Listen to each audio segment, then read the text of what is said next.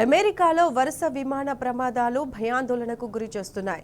Washington, Philadelphia ప్రమాదాలు మరవక ముందే మరో ఎయిర్లైన్ విమానానికి పెనుముప్పు తప్పింది. జార్జ్ బుష్ ఎయిర్పోర్ట్లో హ్యూస్టాన్ నుంచి న్యూయార్క్ వెళ్లే యునైటెడ్ విమానం టేకాఫ్ అవుతుండగా అకస్మాత్తుగా దాని రెక్కల్లో మంటలు చెలరేగాయి. ఎమర్జెన్సీ విండోస్ ఓపెన్ చేసి మంటలను అదుపులోకి తెచ్చారు అధికారులు. ప్రమాద సమయంలో మొత్తం 104 మంది ప్రయాణికులు, 5 సిబ్బంది ఉండగా వారిని సురక్షితంగా దించేశారు. అయితే ఈ ఘటనలో ప్రాణాపాయం తప్పడంతో అందరూ ఊపిరి పీల్చుకున్నారు.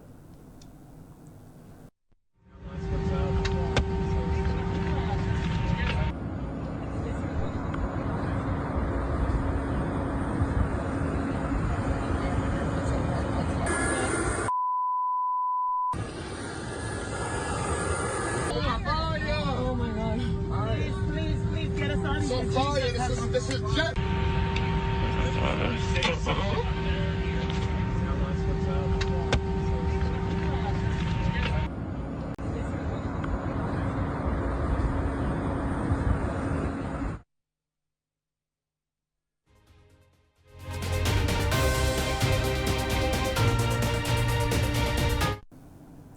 అమెరికాలో వరుస విమాన ప్రమాదాలు భయాందోళనకు గురి చేస్తున్నాయి.